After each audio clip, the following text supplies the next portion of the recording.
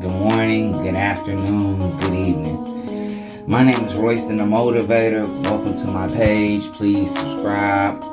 Please comment, whether it's negative, positive. Leave me some feedback on what I can improve. Leave me some feedback on what you like.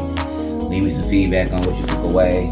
Things of that nature. But again, welcome to my page. My name is Royston, the Motivator, and today is Spiritual Sunday, Scripture Sunday, things of that nature. So without further ado, we go get into the first piece, which is my favorite, one of my absolute, dear to my heart favorites. I believe I learned it from my father, Proverbs 27:17. As iron sharpens iron, so shall man sharpen man. I grew up being raised under this philosophy, and I just wasn't aware of it at the time. The reason that I say it is one of my favorites and it is near and dear to my heart is because I feel the way that I was raised as a firstborn son, a firstborn grandson, the oldest nephew, just the first everything. By birthright, unfortunately, or fortunately, either way you want to look at it. I was the example for my younger siblings, for my younger cousins. I was the role model and the example for the family. So me and my cousin used to spar in video games. We used to wrestle when we were children, teenagers, and even me and my brothers today, my brother Steven Stokes, my brother Trayvon Cartwright, and my younger brother Tyler James. We don't talk as much, but when it's time for me and him to get on the chessboard and maybe checkerboard or something that we'll spar as well to help sharpen each other. Now I'm going to do a 2-part video on this. Both of them might be on this page. One might be on my other page, Royston the Motivator 2. But I say I like this again because it means that, like, when you rub the right knife, the knife sharpener and the knife against each other, and it helps the knife go from dull to sharp, we should do that with each other as well. We should always push each other past our comfort zone to be better, to go further, to become more solid, to become the men that God would want us to be. When we constantly encourage each other's bad decisions, negative behaviors, and things of that nature, we're keeping each other dull, we're keeping each other stagnant. We're no longer pushing our envelope, we're no longer pushing ourselves towards our future greatness, but we're keeping ourselves down, holding ourselves back, and becoming crabs in the barrel. Like we always like to criticize, and the world likes to criticize the urban communities for doing. So again, I like to say, because I feel like it means that you should push your fellow man or your fellow woman to be better than they were yesterday, to be better than they were last month, to be better than they were last year, to be better than they were even a couple seconds before you spoke to them, a couple minutes before you spoke to them, a couple hours before you saw them.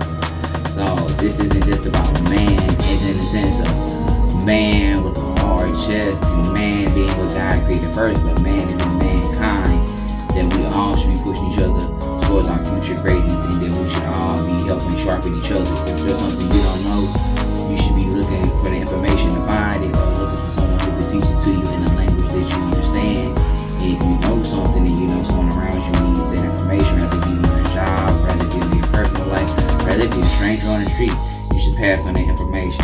We're no longer going to protect our people, help our children, or improve our community, and get back to where we were over 40, 50 years ago if we continue to act ignorant and do ignorant things. We all, some of us, I would say, maybe enough of my audience comes from an urban culture, come from a city-like environment. I don't know a lot of people right now at this moment. We come from a rural area, so we grew up in the hip-hop generation, the microwave generation. We grew up in this entertainment generation, and even with that came the drug culture and the get rich quick generation. And unfortunately, that drug culture, even the get rich quick thing, isn't really positive. Like I said, it paying out, because it did pan out for some, but look at what it also cost them. It cost some people 30 years in jail, some people have gotten triple life sentences, some people have died behind it, whether it be the drug game or the pyramid schemes, the cash out schemes, the PPP being the most recent.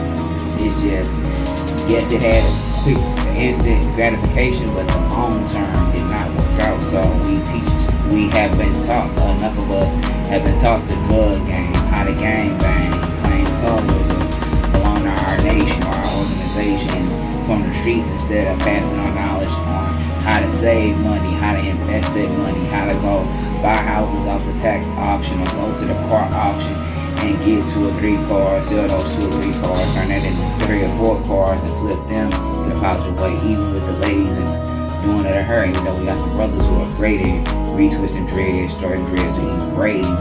We don't teach each other that hustle or that trade, so we stay ignorant of where we are with this drug gang culture, which everybody, I ain't gonna say everybody, I apologize, which society seems to like to glorify and put in our face instead of glorifying saving money, praising people for graduating college, high school, making it to the next grade with straight grades, for doing their thing with sports in their nature, or even being smart on the speech and debate team or drama club or things of that nature. We have to stop just glorifying the entertainment world and learn to glorify the academic side as well, for that is what will get us ahead, and that is what it means for man to sharpen man. Like I said, I don't take away from anybody who's in that field. I don't take away from that at all. I'm not saying I'm against sports, and we should praise our athletes as well as our entertainers, but that is not the only thing that the world has to offer, and the drug game definitely isn't the only thing that we have to offer. So that's my spiel on Proverbs 27:17. Again, as man sharpen man, so as iron sharpen iron, so shall man sharpen man. So again, thank you for watching. Please be sure to subscribe, hit the subscribe button, hit the like button for me, and please leave a comment. Like I said, even if you feel like I could have did something better, if you feel like you like what I did, or if you have a comment on something I said, go ahead, leave it. I'll accept all feedback in a positive manner, no matter what it is. And as the algorithm goes up on this, I'll be doing more for the community. I'll be doing more as a father, and I'll be doing more in person. Hopefully, I'll see you all soon. Thank you for your time.